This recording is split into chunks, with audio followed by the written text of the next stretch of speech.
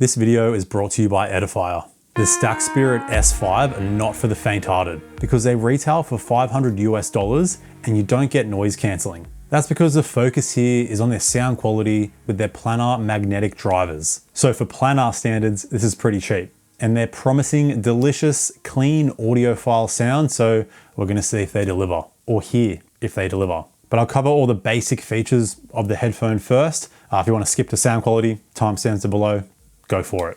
So let's start with the build and the fit. So these headphones weigh in at 350 grams, so they have some weight to them. This is due to planar magnetic drivers being just heavier drivers and requiring more power as well. So they chucked in a 1500 milliamp hour battery, which is of course gonna add to the weight. But that's gonna give you 80 hours of battery life, and that's with Edifier's test at 80% volume using the AAC codec. So kudos to Edifier. Most brands usually test their battery at 50% volume with SBC as a codec since it's less power hungry. So with those drivers and all the battery in there, it's a pretty heavy headphone and it is built pretty well. With decent hard plastics used, you get a textured finish on the outer ear cup and a metal finish on the headband. And that headband holds shape well when extended out. And the adjustment of the headband feels okay. Each adjustment locks in place well enough, so you shouldn't accidentally move it out of place too often. I think there could have been more cushioning on the headband, but there's enough. So the build is fine. It definitely doesn't reflect the price tag, but it's sturdy, it's a simple, clean design. And if the focus here is directed to the sound quality and the drivers, that's a worthy trade-off. They didn't skimp on earpad quality though, so this is genuine leather. It's on the firmer side. I have pretty large ears and they're super comfortable for me. I do feel the weight of the headphones when I'm wearing them, but I can wear them for hours on end with no issues. I get no ear, neck, or jaw fatigue. I think the clamping force could have been a bit tighter. I have a pretty huge head and it's just tight enough for me. And they do get slightly warm, mainly with the leather earpads, but this does mean you get pretty decent passive noise isolation with them. And they also included some mesh earpads, which is super easy to take on and off. And they're much cooler, but do leak in more sound. This will also change the sound quality of the headphones since the mesh earpads are slightly more shallow, but you can compensate for this change in the app nice and easily. Now you also get a high quality hard case included. It's a bit of a chunky one, but it's nice and firm and large enough so I don't have to fold the headphones in to fit in the case. I can just leave them set for my giant head setting, which I really like. Some cable management would have been nice, like some mesh, but you can still fit in a USB-C cable and aux cable if needed. And those are included in the box as well. The aux cable has a nice fabric finish, and you also get a 3.5mm to 1/4 inch adapter. They also chucked in a pick to unclip the earpads, which I didn't really need to use. But they do give you a USB-C to USB-A cable, which is a bit strange because you're actually able to use USB-C to USB-C for audio, not just with the auxiliary cable. But any old USB-C cable works just fine. Still, USB-C audio, it's a great feature to have. It is pretty rare with headphones. The only issue, I was testing it on my Asus Zenfone 10 and I had to crank the volume pretty loud, close to 80% for like decent listening, where when I tested it on my iPhone 15 Pro, that 80% volume on the Zenfone was equivalent to about 50% volume on my iPhone. This isn't an issue with the auxiliary connection though, as you actually control the volume separate on the headphones than to your phone, where with USB-C, you only change it on your phone. And when it comes to sound quality, it was the same if I used USB-C or auxiliary. The only real issue here is that you have to have the headphones powered on to use USB-C or auxiliary. So if the battery is dead, you can't use your headphones with a wire. But a unique feature of using USB-C is that you can still control your media playback using the controls on the headphones. So you can play, pause, adjust volume, and skip tracks forward and back. Track forward is set to a long hold. On volume down though, track back is volume up, which feels kind of backwards. And this is the same when using them wirelessly. You can also summon your voice assistant with a double tap on the play pause button when using Bluetooth. And you can double tap the pairing button to turn on the low latency gaming mode. And single tapping that button will switch between the stock EQ, dynamic EQ, and monitor EQ. You can do this wired or with Bluetooth, but you just don't get a voice prompt stating what mode is on. You just hear the same beep when switching between the three. Would have been nice to have a voice prompt on there. But you can of course listen to how the sound quality change, and you can generally gauge what setting is going to be on. You can also customize a single and double tap of this multifunction button in the app. So you can choose what EQs you want to cycle through. You can change it to game mode, voice assistant, or the earpad switch. The only thing missing here is wearing detection. So like your music won't automatically pause or play when you take the headphones on and off. But again, if they're putting the money into the sound, that's completely fair. But that focus on sound does continue with the amount of codecs that you're getting. You're pretty much getting all of them. So Bluetooth 5.4, SBC, AAC, LDAC, aptX Adaptive lossless, and LHDC. No LE audio, but that's still not really a thing anyway. But yeah, first time on any Bluetooth wireless earbud or headphone that you're getting LHDC and LDAC and aptX adaptive lossless. Now, I honestly don't think using lossless LHDC and LDAC makes a massive difference, but look, it's there if you need.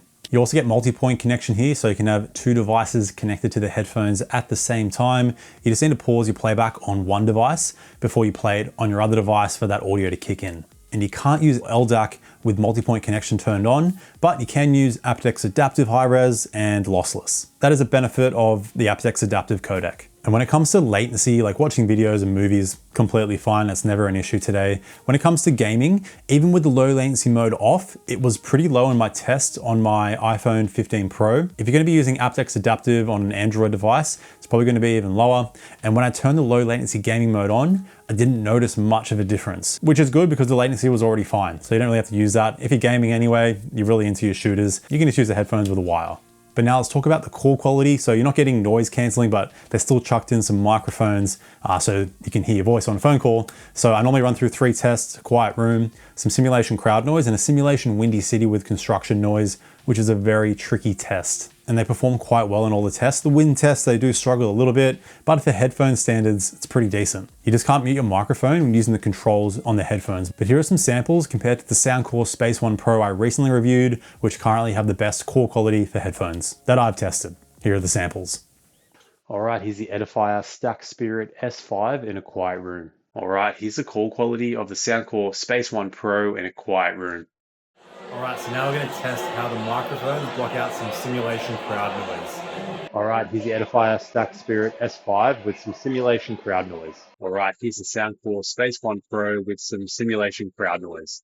All right, now I've got some city noise, some construction noise, and some simulation wind. All right, here's the Edifier Stack Spirit S5 with some city noise, construction noise, and some simulation wind.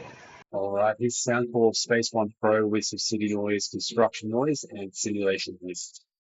All right, now before we run through sound quality, let's quickly touch up on the app. So you can get the Edifier Connects app on iOS or Android. And it's a simple, reliable app. You have your headphone battery on the main page. You have the ear cup setting adjustment. Next is sound effects, which gives you 4 preset EQs, and you get a 4-band EQ in there as well with Q factor adjustment and individual frequency adjustment for each band. There's also a game mode toggle on the home page, and that settings tab on the top right will have all your smaller extras, like your control settings, voice prompt volume, auto power off, Bluetooth settings, and a factory reset. So look, pretty simple app, but you get the main features here.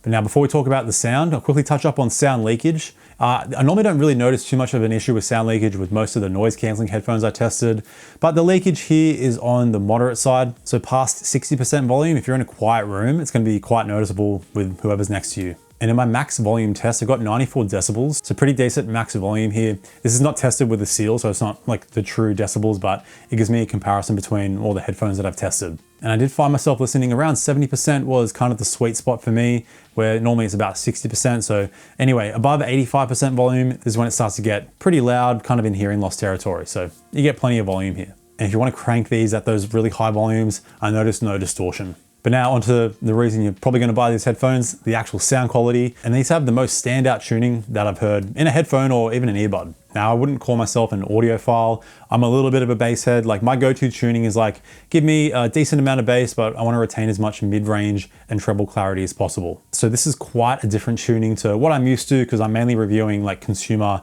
headphones, noise canceling earbuds, that kind of stuff. So I'll give you a quick explanation of how I interpret the sound and go in more detail later. So the stock tuning out of the box with no EQ customization is super balanced. The bass is on the flatter side, but still has a nice punch to it. Definitely not lacking though. There's a tasteful amount of sub bass and mid bass, but overall it's refined. The mids are great, both male and female vocals stood out really well. I'd say these headphones favor female vocals or any vocals in a higher range. So male vocals, deeper voices, came across ever so slightly thin, but overall it's a clean experience. Your vocals sound nice and clean. But the treble is by far the standout feature of this tuning. It's both precise, detailed, with some really excellent upper treble sparkle. And the soundstage is definitely on the more open side. I'd kind of combine that with the treble that they've used in their tuning and the slightly deeper ear cups. I actually got my girlfriend to try these headphones and she never experienced an open soundstage and hated it. She's been using the Audio Technica M50X for like 8 years, and they're quite a shallow ear cup. So she was like confused. She was like, why does it sound like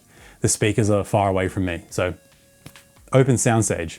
Maybe not everyone likes it. That's what you're getting. My only complaint with the sound here is that the treble can get a little bit over the top, not necessarily harsh, but just a bit overpowering, a little bit too much for my personal taste. So for long listening sessions, I'd say that would get pretty fatiguing. So my go-to EQ is just the dynamic preset, which subtly boosts the bass and dials down the treble. So for me, it works really well. I don't even have to worry about using the 4-band EQ, but if you want to, you have your Q factor adjustment in there. You can adjust the frequency of each band. It's a very decent EQ. The monitor preset is more of a flat response, best used for monitoring. But going back to the dynamic EQ, what a tuning. You still get that clean punchy bass, it's just a little bit more sub bass and mid bass, which is definitely going to work better with electronic music. Also found listening to hard rock and metal, things like the double kicks, distortion in guitars stood out a little bit better. But the standout is still the treble, super detailed. The same upper treble sparkle is there. It's just dialed down slightly, like I said, so it doesn't get too harsh. And for longer listening sessions, this is going to be a more suitable sound.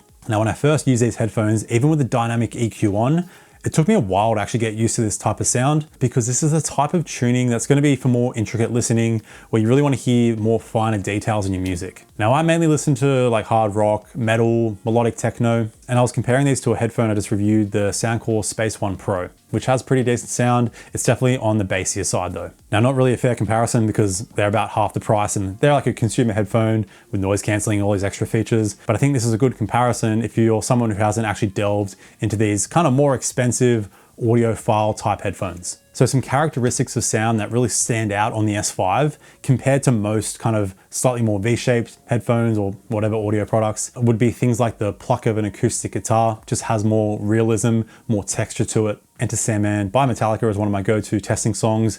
I noticed things in the intro, just like the reverb that they actually used on the drums in that intro really stood out, and the thick bass line behind it. I also noticed the dynamics of the hi-hat stand out more. And an album I've been listening to non-stop since it came out is Time 2 by Wintersun. If you're a music lover and you haven't heard of Wintersun, check out Wintersun, especially their latest album, Time 2. But if you don't know, the main guy in that band kind of mixes and masters the songs and is obviously really into his audio. But anyway, with that album, there's just so much going on, intricate percussion, orchestration, you've got these Japanese instruments and there's just things going on all over the place, and it just sounds amazing on the S5. And that kind of links me back to why I think the treble is a standout, because I think that's where a lot of that detail really lies. And I'm talking about more percussion and like acoustic guitars. So like anything in a higher frequency, orchestration, horns. I'm a drummer, or like used to be. So I like picking out things like intricate hi-hat and ride patterns in the chaos of metal. Oh, I'm wearing a metal shirt. I just realized. Machine Head, another goodie. All I wear is band shirts. You probably tell. If you like, I don't wear them for these videos, it's just all I own is band shirts. Let me know if you're the same. But going back to the S5, it's the details, it's the intricacies that if you really want to like intricately listen and just focus on certain aspects of a song, that's where a pair like the S5 is going to be right down your alley. But even then, going back to the Soundcore Space One Pro, you can still hear details and intricacies. It's just on another level on a pair like the S5. Because I know a lot of people that would prefer the sound of the Soundcore Space One Pro. Like, this is more audiophile focused, it's for more enthusiasts, but I still think most people will appreciate the sound once you kind of get used to it. But if you are in the market for maybe spending a little bit less money, let's say 5 times less, and you want a similar sound to the S5, Edifier just released their W830NB, which I reviewed. Currently one of the best headphones under $100 US. So check out that video right here. Thanks for tuning in, stay picky, and I'll see you in the next one. Bye now.